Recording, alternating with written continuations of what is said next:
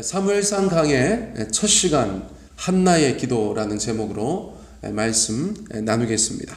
자, 사무엘상 말씀을 나누는 것이 기대가 됩니다. 저는 사무엘상을 참 좋아해요.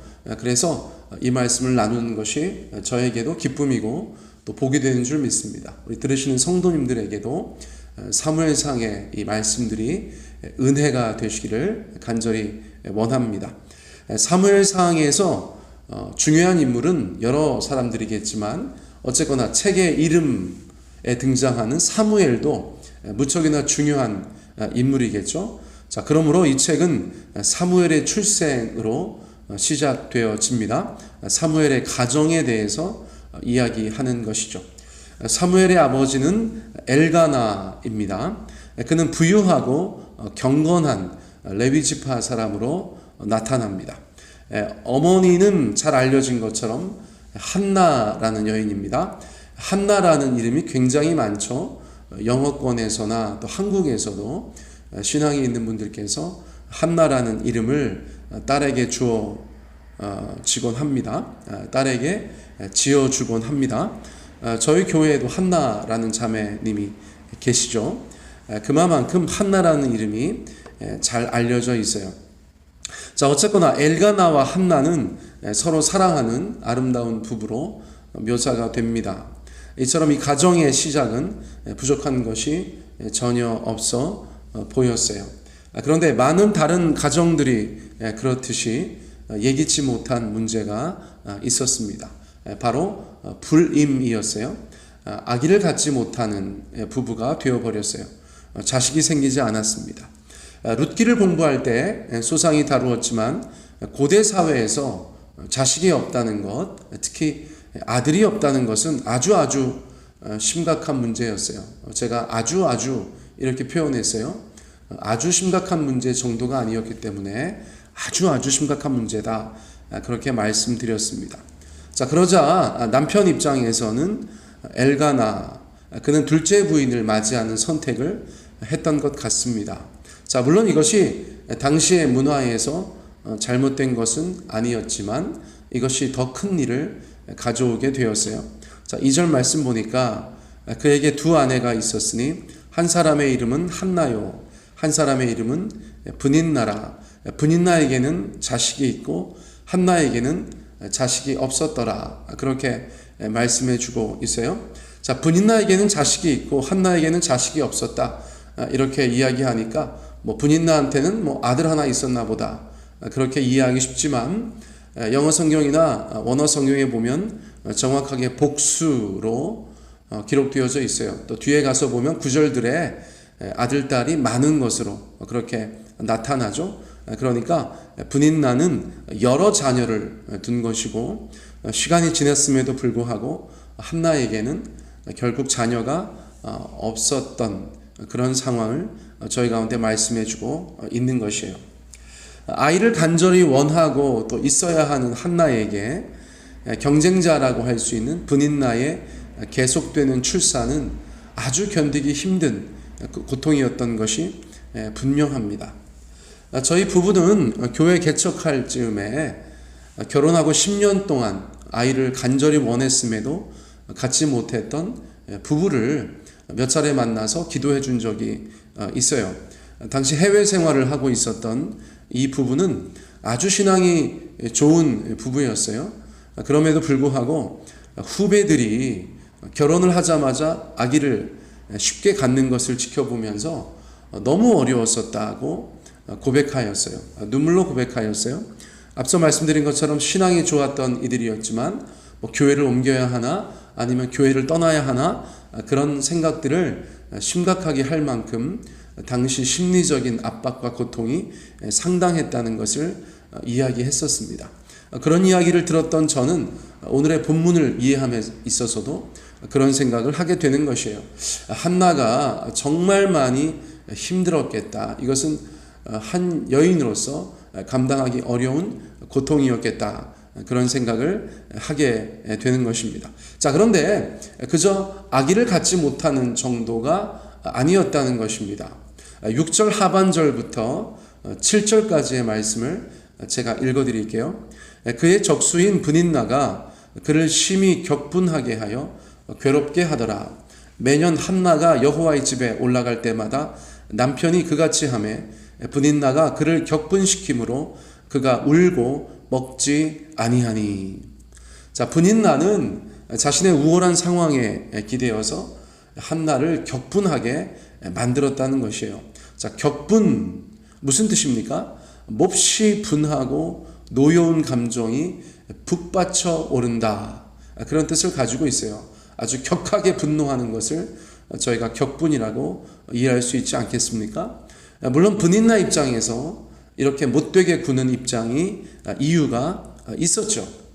자신이 자녀를 거듭 출산함에도 불구하고 남편 엘가나의 사랑은 한나에게 가 있었기 때문이에요. 성경 말씀 1장 말씀 가만히 읽어보면 엘가나가 한나한테 잘해주는 모습들이 여러 번 포착되죠.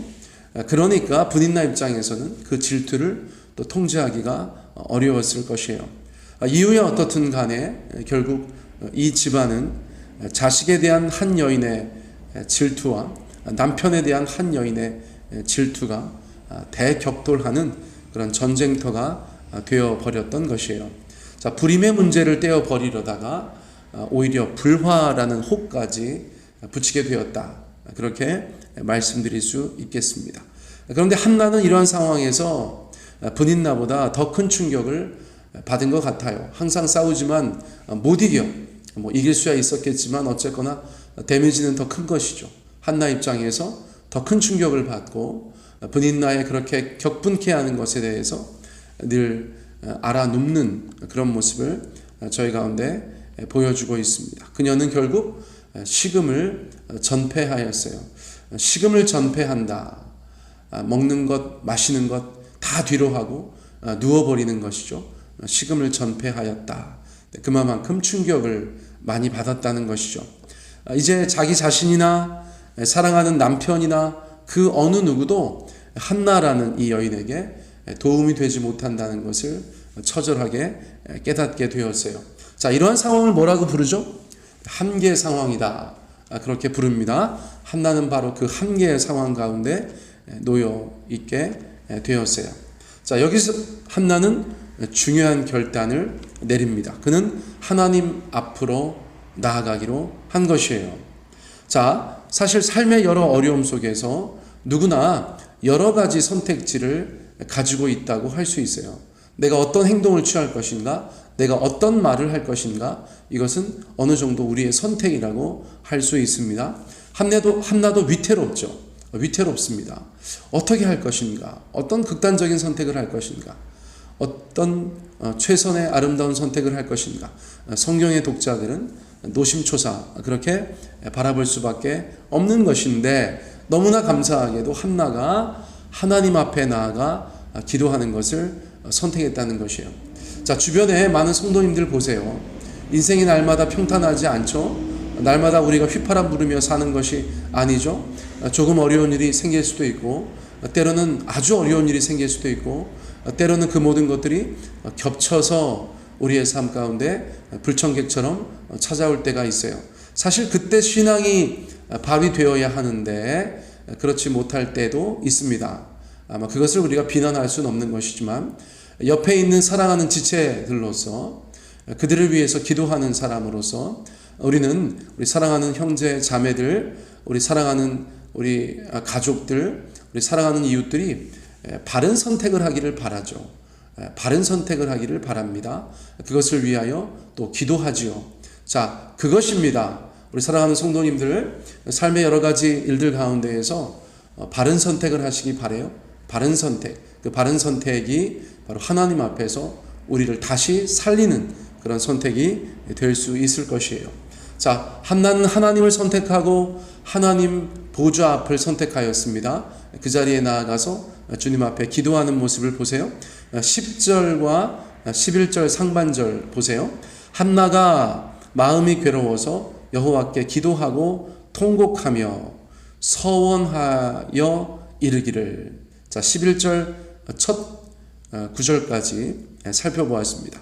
자, 귀한 것이 무엇입니까? 한나가 있는 모습 그대로 하나님 앞에 나아갔다는 것입니다. 있는 모습 그대로 하나님 앞에 나아갔어요.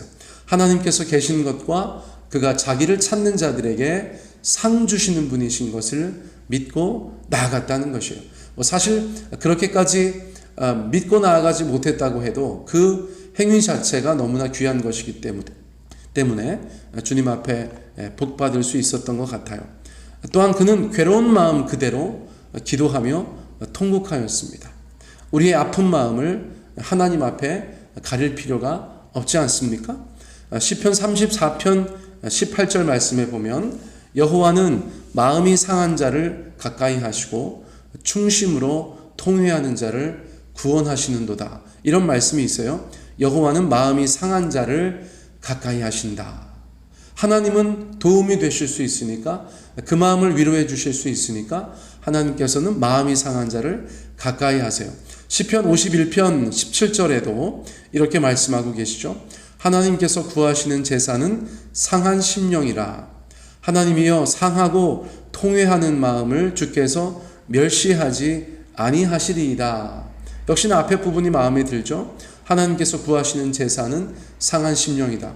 우리가 상한 심령을 가지고 주님 앞에 나아가는 것이 바로 주님을 예배하는 것이다 라고 말씀하고 계세요. 제가 어릴 적부터 즐겨 부르던 찬송 복음성가 중에 있는 모습 그대로라는 노래가 있죠. 있는 모습 그대로, 있는 모습 그대로, 있는 모습 그대로 오시오.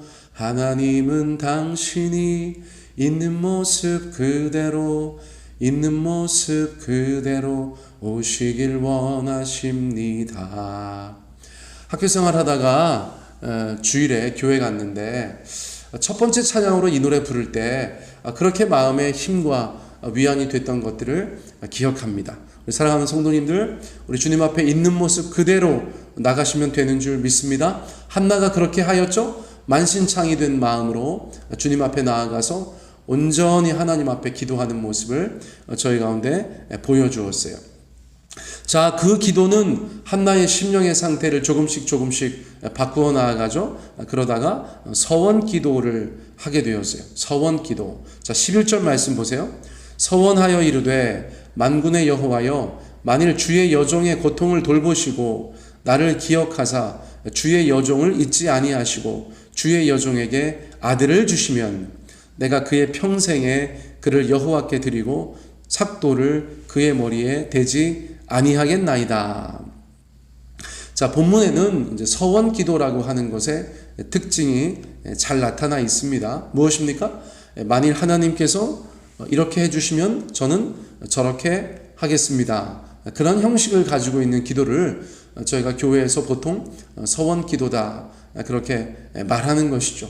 우리 성도님들 서원 기도 해보신 적 있으세요?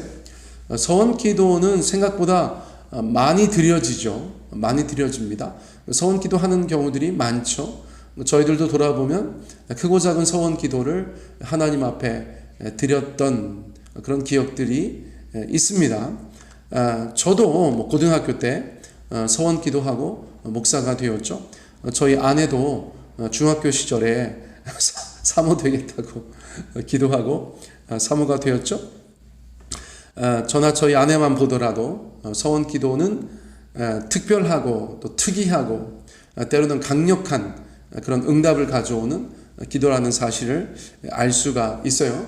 자, 서원은 신중하게 하나님 앞에 드려져야 되고 또 서원한 것에 대해서는 몇 가지 예외를 제외하면 반드시 지켜져야 된다. 성경이 그렇게 저희 가운데 말씀해주고 있는데 어쨌거나 한계 상황 속에서 저희가 하나님 앞에 일종의 신앙의 거래라고 할까요? 딜을 하는 것인데 그러한 모습을 하나님께서 의도하실 때도 있는 것 같다.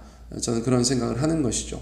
중요한 것은 하나님께서 원하실 만한 것을 기도하는 사람이 의지적으로 자의를 가지고 주님 앞에 기도하는 것이죠. 그렇죠?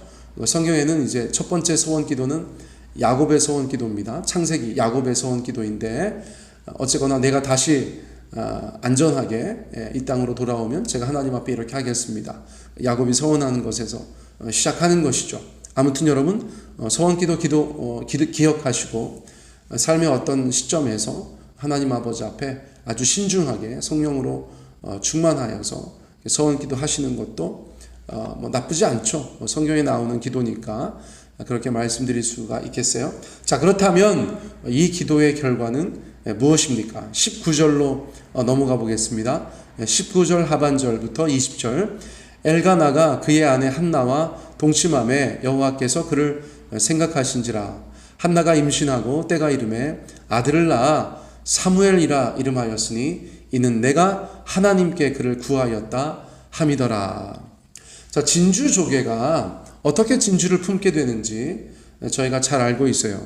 모래와 같은 거친 것들이 조개 안으로 들어오면 그 아픈 것을 품고, 그 거친 것을 품고, 그 불편한 것을 품고 계속해서 그것을 특별한 물질을 가지고 덮어 나간다는 것이죠. 자, 그러다 보면 어느 때에 아름다운 진주가 품어지게 된다는 것이에요. 자, 한나의 삶에 어떤 것이 거친 모래였습니까? 불임이라는 것, 또는 가정의 불화, 그로 인한 내적인 고통, 그러한 모래들이 있었는데 한나는 그것을 가지고 하나님 앞에 나아가서 감싸고 또 감쌌던 것이죠. 그러자 그의 인생 가운데에서 아름다운 진주가 탄생하게 되었던 것이에요. 거친 모래를 아름다운 진주로 만든 신앙의 여인을 저희가 한나라고 부를 수가 있을 것 같아요. 사랑하는 성도님들, 여러분들의 삶에는 어떤 모래가 있으십니까? 어떤 불편함, 어떤 거침, 어떤 아픔이 있으세요? 그것을 가지고 하나님 앞에 나아가면 여러분들은 한나와 같은 신자가 되는 것입니다. 있는 모습 그대로 주님 앞에 나아가셔서 그것을 품고 또 기도하고 또 기도할 때 우리 하나님께서 우리의 삶의 그 모든 거친 모래들을 아름다운 진주로 바꾸어 주실 줄 믿습니다. 자, 이제 사무엘이 이러한 탄생의 배경을 가지고 세상에 나왔다라고 성경이 말씀해 주시고, 그 사무엘이 어릴 적부터 어떻게 하나님 앞에 선택되어지고 귀하게 쓰임 받았는지, 그것은 다음 설교에서 또 나누도록 하겠습니다. 오늘 말씀 이것으로 마치겠습니다.